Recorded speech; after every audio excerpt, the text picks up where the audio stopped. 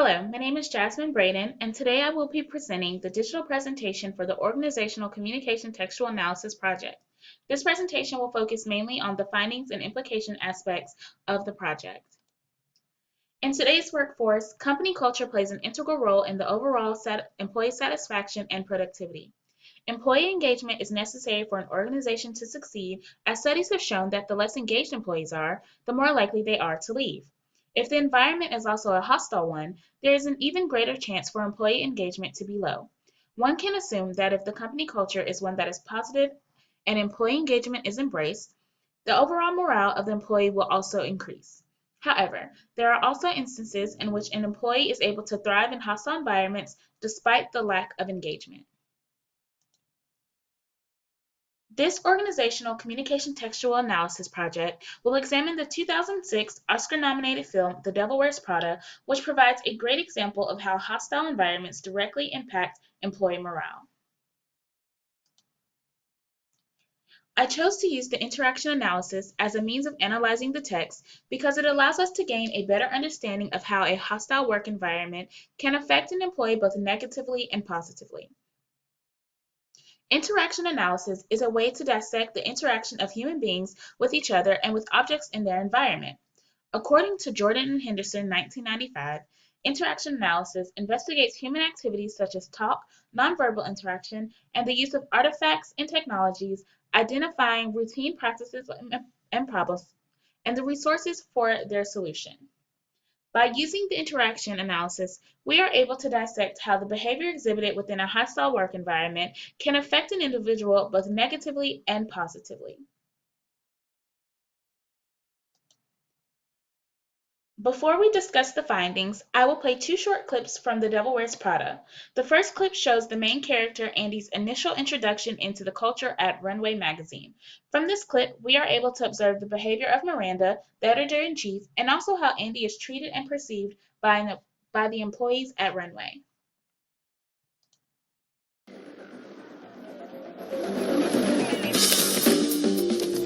She's on her way. Tell everyone. She's not supposed to be here until 9. Her driver just text message and her facialist ruptured a disc. God, these people. That I can't even talk about.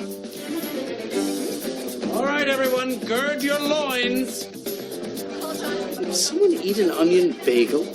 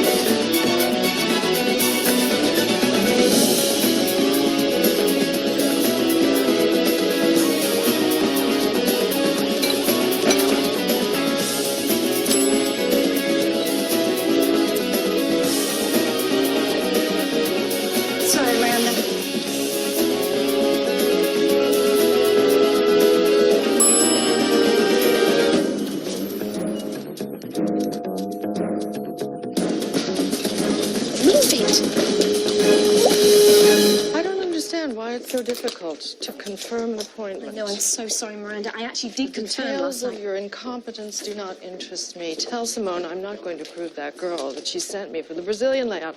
I asked for clean, athletic, smiling. She sent me dirty, tired, and paunchy. And RSVP, yes, the Michael Kors party. I want the driver to drop me off at 9:30 and pick me up at 9:45 sharp.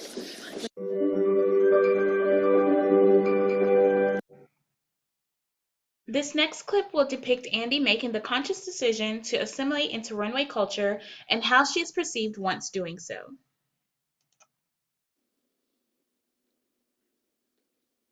Okay, so I'm screwing it up. I don't want to. I just wish that I knew what I could do to...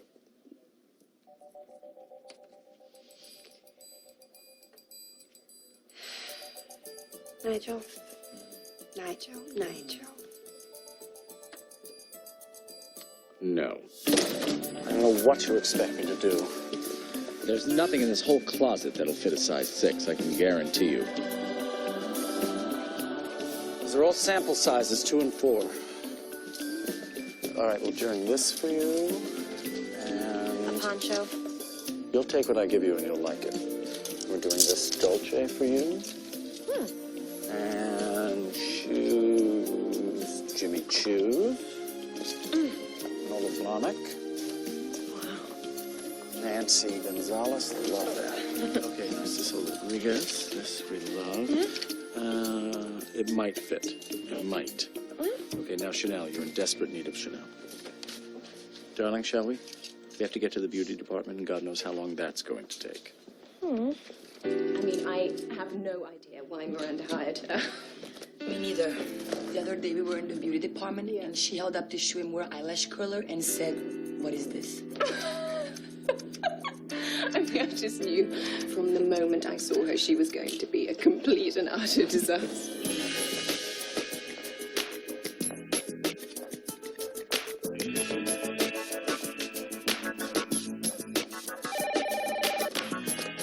Miranda Priestley's office? No, actually, she's not available, but I'll leave word. Okay, thanks. Bye. Are you wearing the Chanel boots? Yeah, I am. You look good. What? Oh, shut up, Serena.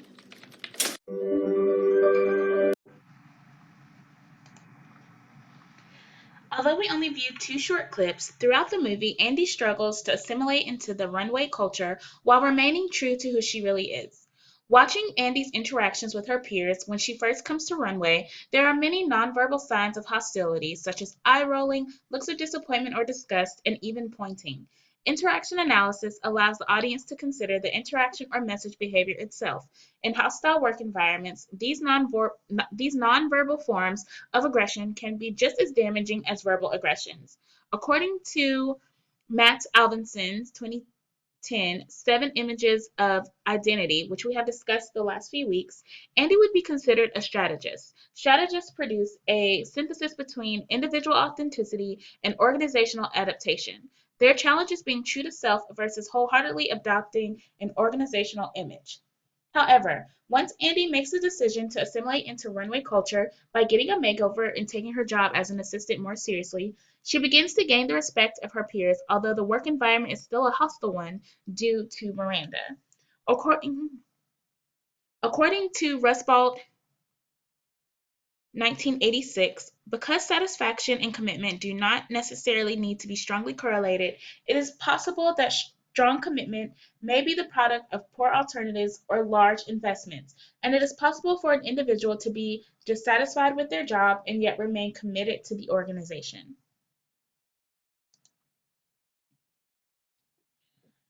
A hostile work environment can be difficult for an employee to succeed in, especially if there is a lack of engagement from their supervisor. However, it is also possible for a hostile environment to inadvertently make an employee more committed to their job.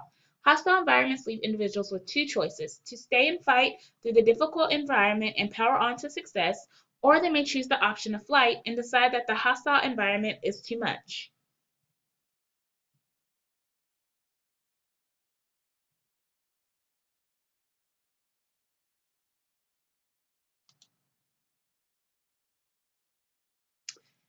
In conclusion, oftentimes work can be demanding and stressful and can understandably lead to the occasional instances of supervisors losing their tempers with their employees. However, when supervisors engage in constant displays of hostile behavior, both verbal and nonverbal, this can lead to a hostile work environment. For organizations, it is important to take the proper measures to ensure that the work environment is one that hopefully reflects the company culture and is not one that allows hostility to be an acceptable form of management. Verbal aggression has accounted for reduced levels of job satisfaction and commitment experienced by employees. The less committed employees are to the work, the less work being done, which ultimately affects the organization. By viewing a movie like The Devil Wears Prada, viewers are able to take aspects of Andy's struggle with a hostile work environment and apply that to their own lives should they find themselves in a similar situation. Ultimately, it's the individual's decision to determine what is best for them and their set of circumstances. These are the references listed here.